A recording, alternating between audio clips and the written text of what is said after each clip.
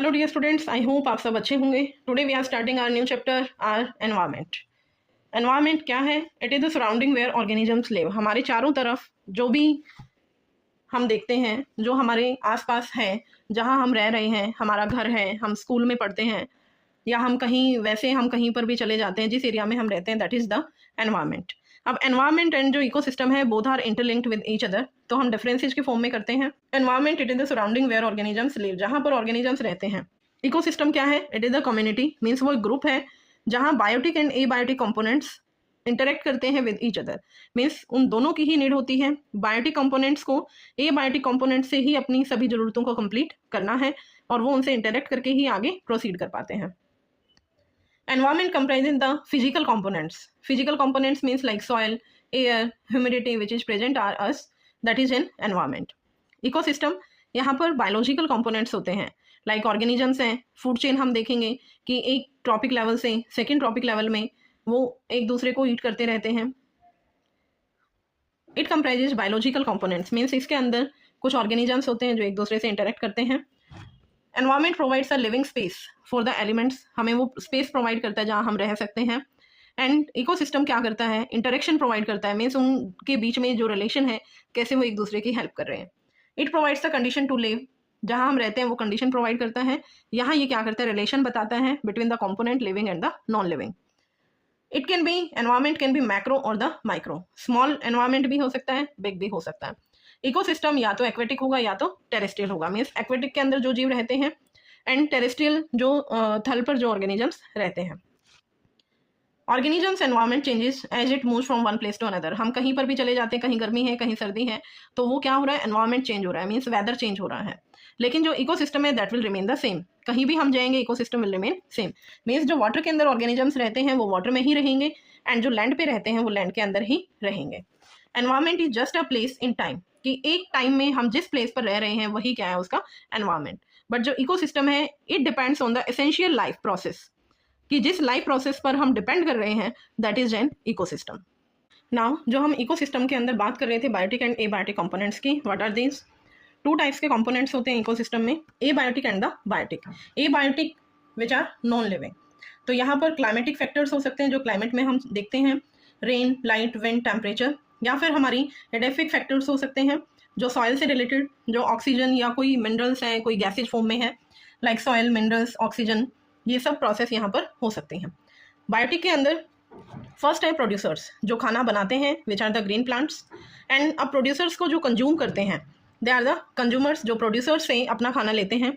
अब consumers different different categories के हो सकते हैं। प्राइमरी कंज्यूमर जैसे जो स्मॉल इंसेक्ट्स होते हैं, secondary consumers like frog small insects को ईट करता है। टर्शरी कंज्यूमर स्नेक फ्रॉग्स को ईट करते हैं। तो ये सब इनके अंदर कंज्यूमर्स में कैटेगरीज होती हैं। Third one is the decomposers, जो हमारी लाइफ के अंदर या जो हमारे एनवायरनमेंट में कुछ ऐसी चीज़ें हैं जिनको डिप्लीट करना जरूरी होता है, जो डेड एंड डिकेइंग ऑर्गेनिजम्स होते हैं उनको डिप्लीट करने के लिए होते हैं decomposers. Now we have two very important terms, food chain and the food web. Food chain में आप फिगर में देख सकते हैं, सन से जो एनर्जी है वो एब्जॉर्ब करते हैं हमारे green plants and they will form the food with the help of photosynthesis. Then grasses को ग्रास होपर्स जो स्मॉल इंसेक्ट्स है वो ईट करते हैं। एंड इन स्मॉल इंसेक्ट्स को जो सेकेंडरी कंज्यूमर्स होते हैं, फ्रॉग्स, वो ईट करते हैं। सेकेंडरी को टर्शरी कंज्यूमर्स ईट कर रहे हैं। टर्शरी को क्वाटनरी हमारे ऑर्गेनिजम्स ईट करते हैं, लाइक ईगल है। This is a one chain. And second है फूड वेब, जहाँ more than one chain interconnected होती हैं। The interconnected food chains operating in an ecosystem which establish a network of relationship between various species.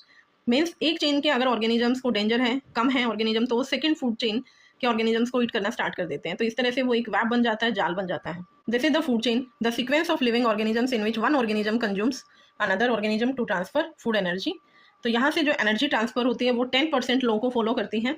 जैसे producers से जो energy primary consumers लेंगे वो producer का 10% लेंगे। जैसे यहाँ पर 1000 है, 1000 का अगर आप 10% निकालें, मल्टीप्लाई 10/100, तो यहाँ से हमारे पास रहेगा 100 जूल।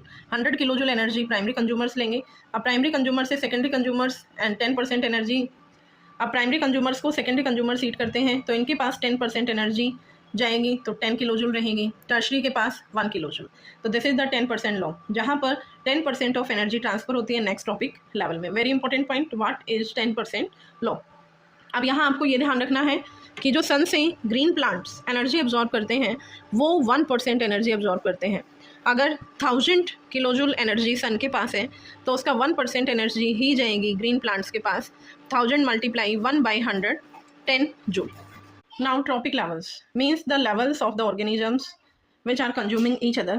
जो first level होता है that is the producer, then primary consumers, secondary consumers, tertiary consumers and then last quaternary consumers. अब यहाँ पर जो एनर्जी एब्जॉर्ब होती है वो 10% लॉ को फॉलो करते हुए एब्जॉर्ब होती है कि जो ग्रीन प्लांट्स हैं वो सन से 1% एनर्जी लेंगे and then further primary consumers 10%, secondary again 10% energy absorb करते जाएंगे। Now ozone, very important point, what is an ozone layer, क्या रोल है ओजोन लेयर का एंड कैसे वो ओजोन डिप्लीट होती जा रही है। आप फिगर में देख सकते हैं एनवायरमेंट में डिफरेंट लेयर्स होती हैं। फर्स्ट लेयर होती है ट्रोपोस्फियर, सेकेंड लेयर है जहां आपको ओजोन लेयर लिखा हुआ दिखाई दे रहा है, स्ट्रेटोस्फियर लेयर इज दिस।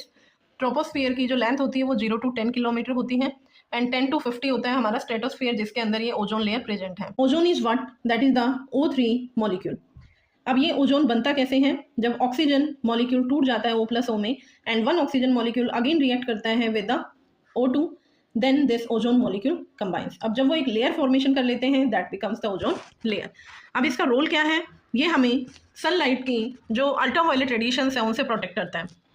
सन से जो रेडिएशंस आती हैं एनवायरनमेंट से तो वो रेडिएशंस कुछ हार्मफुल होती हैं, बहुत हार्मफुल रेडिएशंस होती हैं, यूवी रेडिएशन, जो हमें स्किन कैंसर या फिर स्किन की प्रॉब्लम्स क्रिएट करता है। ओजोन लेयर हमें सन रे से प्रोटेक्ट करता है, यूवी रेडिएशंस को वो हम तक नहीं पहुंचने देता है, वो खुद ही उसको एब्जॉर्ब कर लेता है, देन उसको एमिट आउट कर देता है। अब जो ये ओजोन लेयर है वो डिप्लीट होती जा रही है, होल बन गया है। अंटार्कटिका में फर्स्ट टाइम ऑब्जर्व किया था 1985 में। वहाँ पर जो ह्यूमन बींग्स हैं उनके अंदर स्किन प्रॉब्लम्स एक्सेस में बढ़ी हुई हैं एंड स्किन कैंसर्स के भी बहुत सारे केसेज हैं वहाँ। जो हमारी ओजोन लेयर है, प्रोटेक्टिव लेयर है, वहाँ एक होल बन गया है। वो किस वजह से, बिकॉज ऑफ द क्लोरोफ्लोरोकार्बन्स।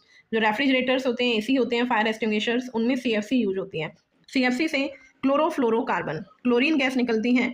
ये क्लोरीन गैस O3 मॉलिक्यूल्स के साथ कंबाइन करती हैं एंड O+O2 में उसको तोड़ देती हैं।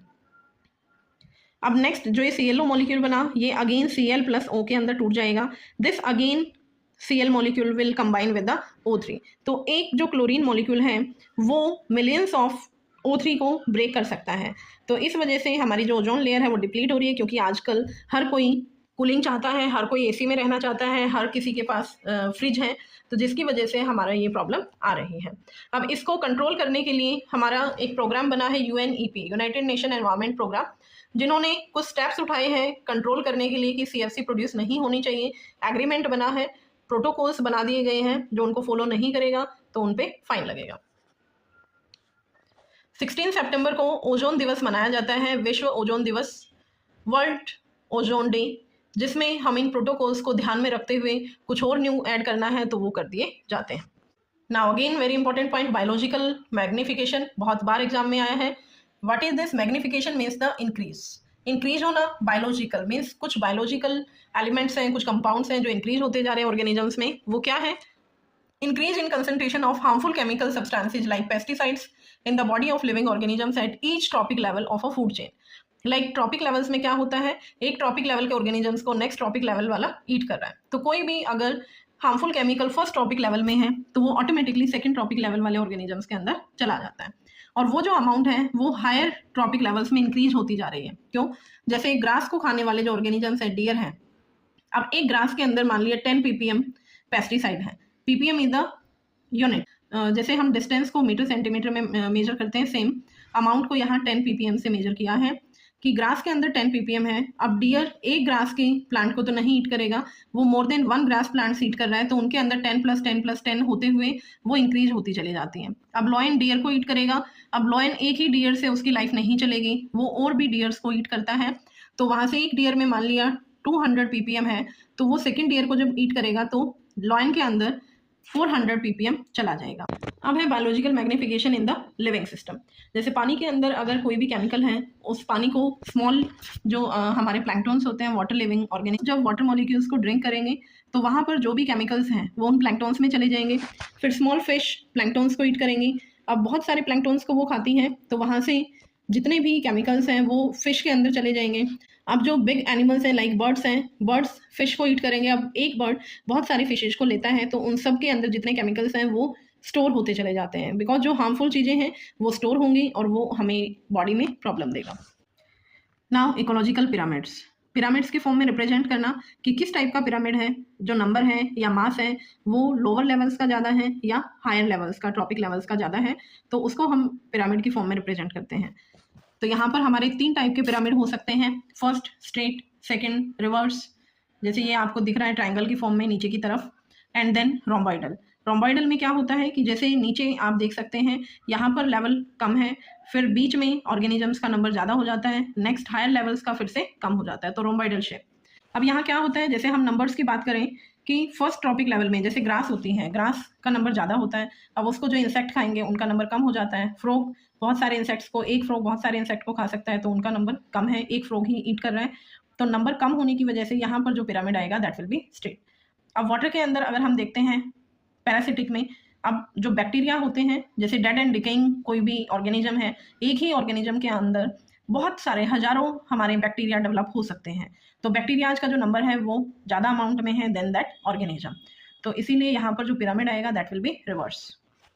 बायोमास में अगर हम देखते हैं जैसे ग्रास है, उनका जो मास है, अब ज़्यादा नंबर होगा तो मास भी वहाँ से ज़्यादा हो सकता है, तो बहुत सारे ग्रासेज मॉलिक्यूल्स हैं। अब 2-4 इंसेक्ट्स अगर ग्रास को खाते हैं तो उसका मास ज़्यादा है, इंसेक्ट का, एक छोटे इंसेक्ट का मास कम होता है।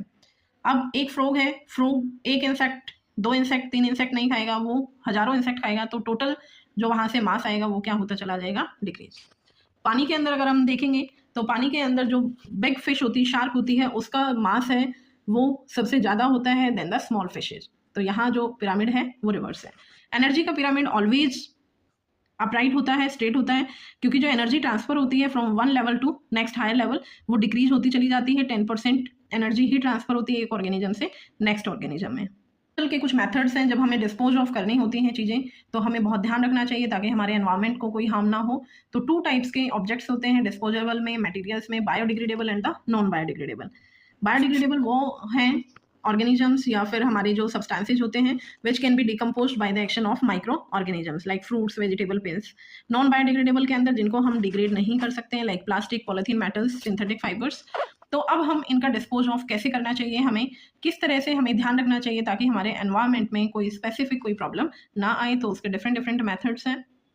जैसे फर्स्ट मेथड है बायोगैस प्लांट। बायोगैस प्लांट में हम जितनी भी जो भी वेस्ट होता है, कावडंग है, ग्रीन वेस्ट होता है, उसको एक प्लांट के अंदर डाल दिया जाता है, कुछ टाइम के बाद हमें वहाँ से गैस मिलती है। सीवेज ट्रीटमेंट प्लांट है, सीवेज जो वेस्ट होता है उसको ट्रीट करना चाहिए, केमिकल्स को किल कर देना चाहिए, जो वहाँ पर हार्मफुल ऑर्गेनिजम्स हैं उनको किल कर देना चाहिए। लैंड फिलिंग्स करनी चाहिए, जो वेस्ट है उनको हम लो लाइंग एरियाज में डाल सकते हैं एंड उनको फिर हम कवर अप कर सकते हैं। कंपोस्टिंग कर सकते हैं, पिट्स होते हैं गड्ढों के अंदर हम डाल दें और फिर उसको सॉइल से कवर करें। रिसाइकिल कर सकते हैं, लाइक हमारे जो ग्लास होते हैं, कांच की चीज़ें होती हैं, उनको रिसाइकलिंग किया जा सकता है। रीयूज कर सकते हैं, आप बार बार चीज़ को यूज कर सकते हैं बजाय कि फेंकने के। इंसर्सेशन कर सकते हैं, थर्मल ट्रीटमेंट किया जा सकता है जिसमें जो वेस्ट है उसको ऐश में कन्वर्ट कर देते हैं। तो this was all about our chapter. I hope आपको ये समझ आया होगा। Thank you, bye bye.